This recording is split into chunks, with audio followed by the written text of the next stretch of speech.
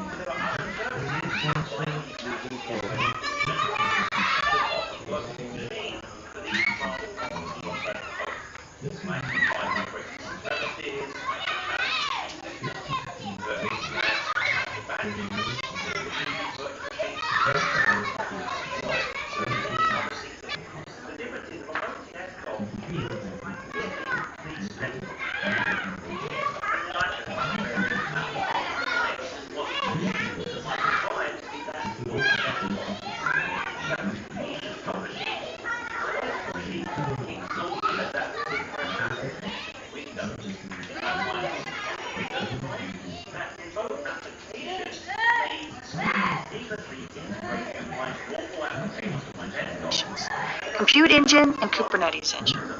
What these have in common is that you choose the infrastructure in which your application runs, based on virtual machines for compute engine and containers for Kubernetes engine. But what if you don't want to focus on the infrastructure at all? You just want to focus on your code. That's what App Engine is for. I'll tell you more about it in this module. Let's start with PaaS. Recall that a PaaS is a platform as a service.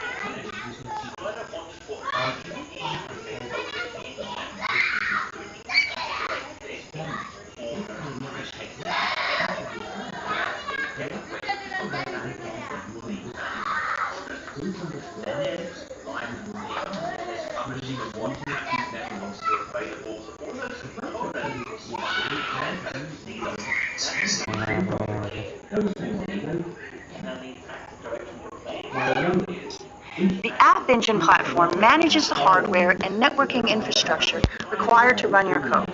To deploy an application on App Engine, you just hand App Engine your code, and the App Engine service takes care of the rest. App Engine provides you with the built-in services that many web applications need. No SQL databases, in-memory caching, load balancing, health checks, logging, and a way to authenticate users. You code your application to take advantage of these services, and App Engine provides them. App Engine will scale your application automatically in response to the amount of traffic it receives, so you only pay for those resources you use. There are no servers for you to provision or maintain. That's why App Engine is especially suited for applications where the workload is highly variable or unpredictable. like web applications and mobile backend. App Engine offers two environments, standard and flexible. I'll explain what each is and how to choose.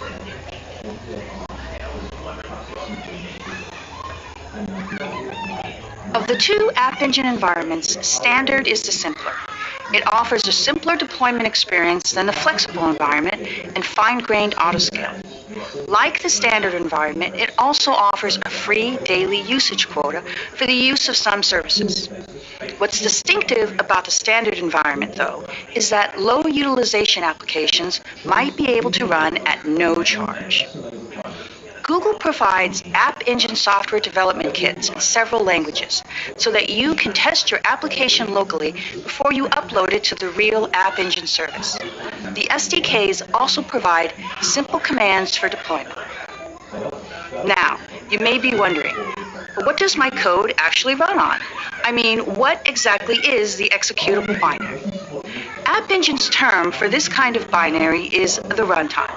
In App Engine standard environment, you use a runtime provided by Google. We'll see your choices shortly. App Engine standard environment provides runtimes for specific versions of Java, Python, PHP, and Go. The runtimes also include libraries that support App Engine APIs. And for many applications, the standard environment runtimes and libraries may be all you need. If you want to code in another language, standard environment is not right for you. You'll want to consider the flexible environment. The standard environment also enforces restrictions on your code by making it run in a so-called sandbox. That's a software construct that's independent of the hardware, operating system, or physical location of the server it runs on. Sandbox is one of the reasons why App Engine standard environment can scale and manage your application in a very fine-grained way. Like all sandboxes, it imposes some constraints. For example, your application can't write to the local file system. It'll have to write to a database service instead if it needs to make data persistent. Also, all the requests your application receives has a 60-second timeout, and you can't install arbitrary third-party software. If these constraints don't work for you, that would be a reason to choose the flexible environment. Here's a diagram of how you'll use App Engine standard environment in practice. You'll develop your application and run a test version of it locally using the App Engine SDK. Then, when you're ready, you'll use the SDK to deploy it. Each App Engine application runs in a GCP project. App Engine automatically provisions server instances and scales and load balances them.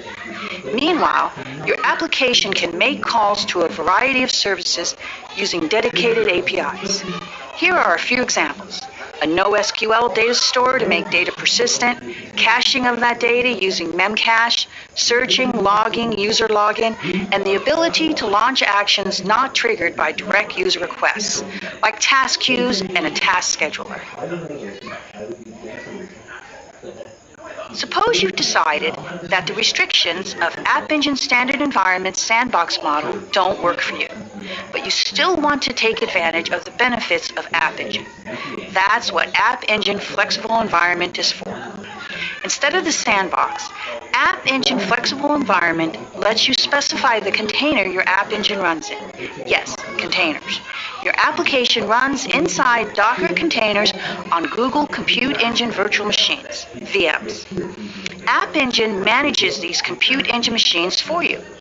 They're health checked, healed as necessary, and you get to choose which geographical region they run in. And, critical, backward compatible updates to their operating systems are automatically applied. All this so that you can just focus on your code. App Engine flexible environment apps use standard runtimes, can access App Engine services such as data store, memcache, task queues, and so on.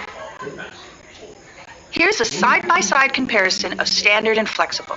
Notice that standard environment starts up instances of your application faster, but that you get less access to the infrastructure in which your application runs. For example, flexible environment lets you SSH into the virtual machines on which your application runs. It lets you use local disk for scratch space. It lets you install third-party software, and it lets your application make calls to the network without going through App Engine. On the other hand, standard environments billing can drop to zero for the completely idle application. Because we mentioned App Engine's use of Docker containers, you may be wondering how App Engine compares to Kubernetes Engine. Here's a side-by-side comparison of App Engine with Kubernetes Engine. App Engine's standard environment is for people who want the service to take maximum control of their application's deployment and scaling. Kubernetes Engine gives the application owner the full flexibility of Kubernetes. App Engine Flexible Edition is somewhere in between. Also, App Engine environment treats containers as a means to an end, but for Kubernetes Engine, containers are a fundamental organizing principle. I've mentioned application programming interfaces, APIs, several times in this course. Let's be precise about what an API is. A software service's implementation can be complex and changeable. What if, to use that service, other pieces of software had to know internal details about how they worked? That would be a mess. So instead, application developers structure the software they write so that it presents a clean, well-defined interface that abstracts away needless details, and then they document that interface. That's an API. The underlying implementation can change, as long as the interface doesn't, and other pieces of software that use the API don't have to know or care. Sometimes you have to change an API, say to add or deprecate a feature. To make this kind of API change cleanly, developers version their APIs. Version 2 of an API might contain calls that version 1 does not. Programs that consume the API can specify the API version that they want to use in their calls. Supporting an API is a very important task, and Google Cloud Platform provides 2 API management tools. They approach related problems in a different way, and each has a particular strength. Suppose you're developing a software service in one of GCP's backends. You'd like to make it easy to expose this API. You'd like to make sure it's only consumed by other developers whom you trust.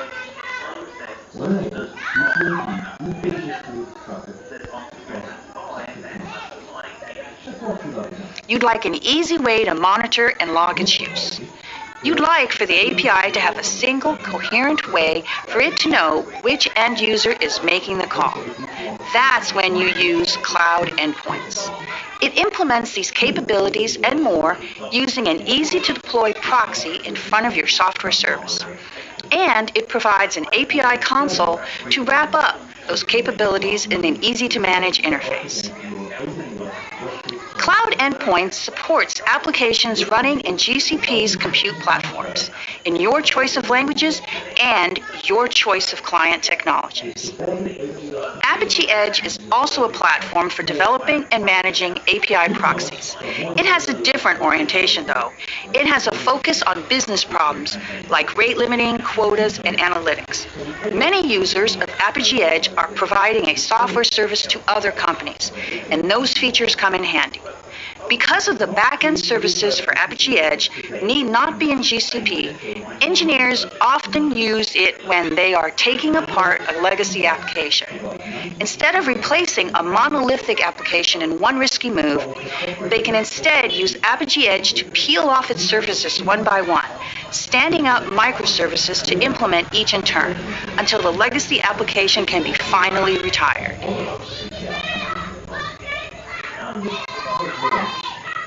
In this demonstration, I'll create a simple App Engine application using the Cloud Shell local development environment, and then I'll deploy that application to App Engine so we can play with it. Let's start working with App Engine using Cloud Shell.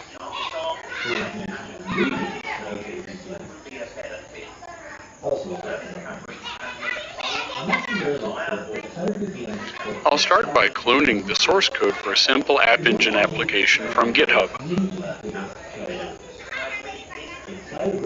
Now that I have the source code, let's go into the tree in which it is stored.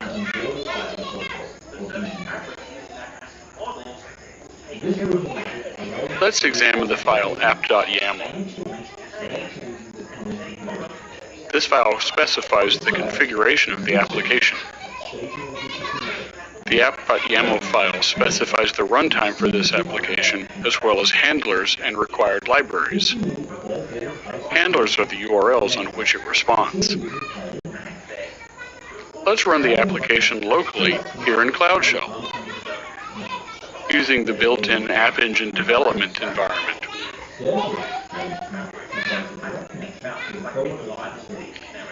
Now the application is running locally. Let's use Cloud Shell's built-in previewing capability to preview it.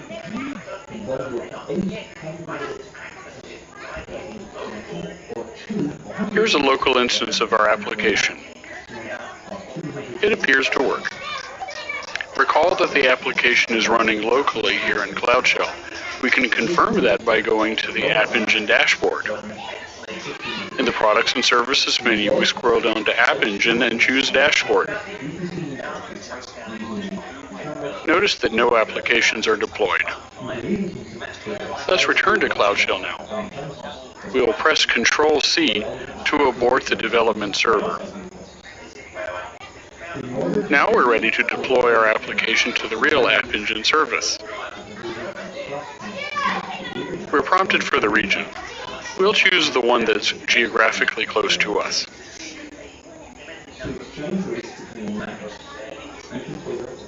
We're asked to confirm the deployment. App Engine files are stored in Google Cloud Storage.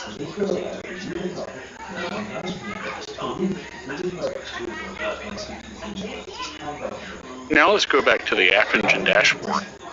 Let's refresh. There's a link to our application, top right.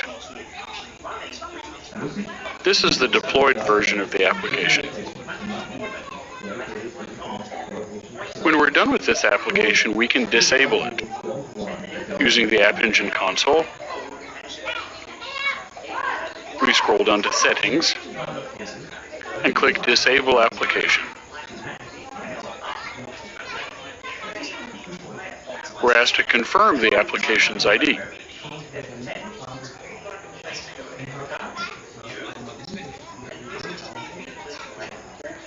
Now the application has been disabled. In this demonstration, I created a simple App Engine application. I started off in the Cloud Shell local development environment, and then I deployed it to App Engine so we could see it in the management interface.